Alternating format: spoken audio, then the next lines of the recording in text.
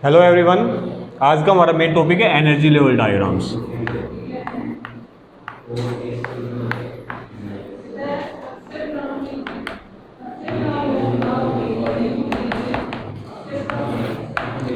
देखिए, energy level diagrams हमारे second chapter के अंदर भी आएंगे और जो हम फोर्थ यूनिट करेंगे तब भी काफ़ी डिटेल से आएंगे।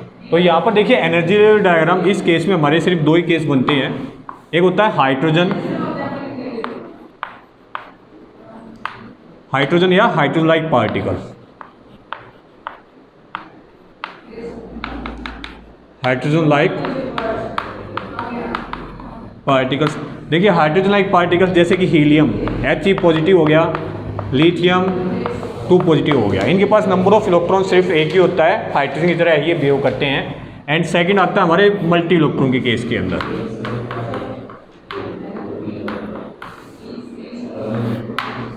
सबसे पहले हम बात करते हैं, देखिए हाइड्रोजन लाइक के केस के अंदर यहाँ पर एक डायग्रामेटिकल रिप्रेजेंटेशन होती है एनर्जी।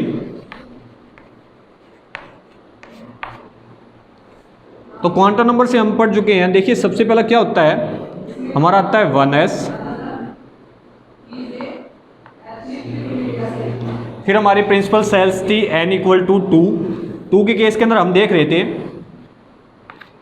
2s आया हुआ था एंड 2p आया हुआ था। p के अंदर टोटल 3 ऑर्बिटल्स बनते हैं 2p। 3 के अंदर हमारे पास 3s 3p एंड 3d आए हुए थे।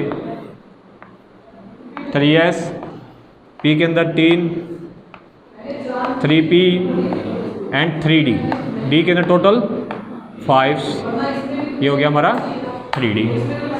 4 के अंदर आया हुआ था हमारा 4s 4p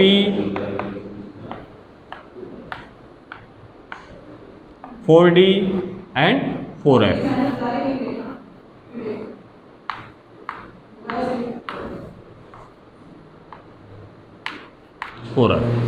देखिए अब सबसे पहले यहाँ पर ध्यान दीजिए 1s बिल्कुल डायग्राम के अंदर बिल्कुल नीचे है। इसका मतलब क्या है, इसकी एनर्जी सबसे कम है ग्राउंड स्टेट के अंदर।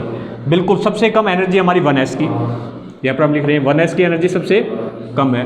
इससे ज़्यादा देखिए 2 की बात करते हैं, जब n = 2 था हमारा, 2 के ऊपर आया हुआ है हमारा 2s एंड 2p, दोनों एक ही लाइन के अंदर आए हुए हैं, एक ही लेवल के ऊपर आए हुए हैं। इसका मतलब क्या है कि जो 2s एंड 2p की एनर्जी क्या होगी, इक्वल होगी, पर किससे ज़्यादा होगी, ये 1s से ज़्यादा होगी। अब हम बात करते हैं n = 3 के केस के अंदर हमारा क्या हो रहा है, 3s 3p 3d, इन तीनों की एनर्जी क्या होगी, इक्वल होगी। क्या होगी, इक्वल होगी, पर किससे ज़्यादा है, 2s और 2p से क्या होगी, ज़्यादा होगी।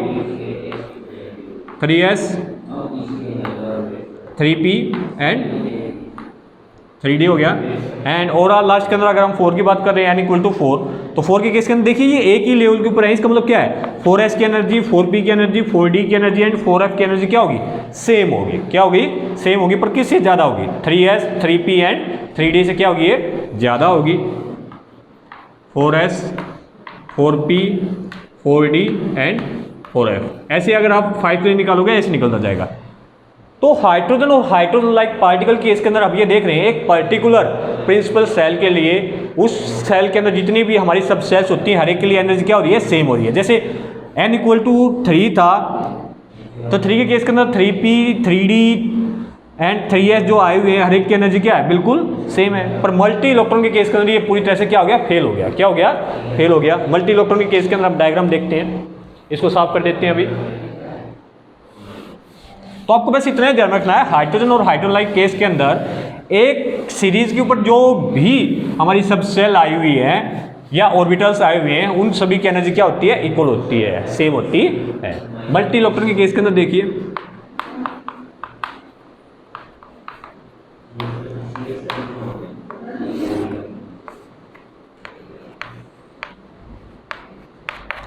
मल्टी इलेक्ट्रॉन के केस के अंदर जब हमने देखा तो हमने थोड़ा सा डिफरेंस आया। n = 1, जब प्रिंसिपल सेल हमारी 1 थी, तो 1 के अंदर सिर्फ हमारा 1s ही आता है, ठीक है। n = 2, 2 के केस के अंदर हमारे पास क्या आते हैं, 2s आता है एंड 2p आता है। 2 के केस के अंदर हमारी सिर्फ 2 ही सब सेल होती है, एक s वाली और एक P वाली, तो S को हम 2S बोल देते हैं, P को हम 2P बोलते हैं। पर डिटेल से जब देखा गया तो ये पता चला कि जो 2S की एनर्जी होती है वो थोड़ी सी कम होती है किससे, 2P से। किससे, 2P से। ये दो के अंदर ही है। जो हमारी प्रिंसिपल सेल है सेकंड, वो डिवाइड हो जाती है सब सेल्स के अंदर। हम पढ़ चुके हैं क्वांटम नंबर के अंदर, एंगुलर क्वांटम नंबर के अंदर पढ़ा था हमने। और डिटेल से जब देखा गया मल्टी इलेक्ट्रॉन के केस के अंदर कि जो 2S की एनर्जी होती है वो थोड़ी सी कम होती है किससे, 2P से कम होती है।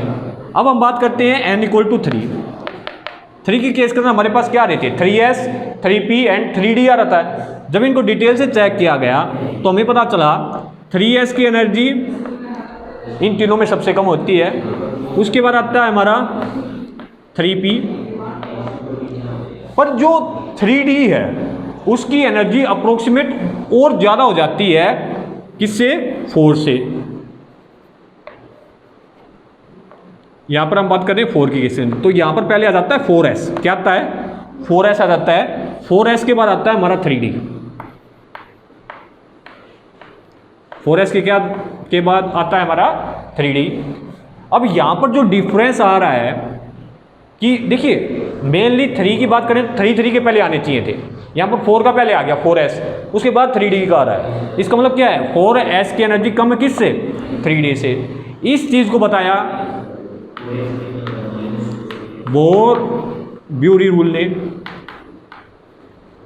बोर-ब्यूरी रूल ने ये बताया अगर n+L की वैल्यू, n+L की वैल्यू अगर कम आ रही है तो उसकी एनर्जी क्या होगी, कम होगी। ज़्यादा आ रही है तो एनर्जी क्या होगी, ज़्यादा होगी। देखिए चेक करिए, सबसे पहले 4S के केस के अंदर चेक करिए। 4S के केस के अंदर n की वैल्यू तो हमारी 4 हो गई। L की value, angular quantum number L क्या होता था, L निकलता था हमारा n-1 से। अरे क्वांटम नंबर के अंदर हमने डिटेल से चेक किया था, L हमारा n-1, तो L की वैल्यू यहाँ पर कितनी आ गई, 0। तो n+L की वैल्यू कितनी आ रही है, यहाँ पर 4 आ रही है। ठीक है, 3D के केस के अंदर एक बार चेक करिए। 3D के केस के अंदर n की वैल्यू हमारी 3 हो गई है, प्लस 3D है, L की वैल्यू क्या आ जाएगी, 3-1 2, कितनी आ गई, 5।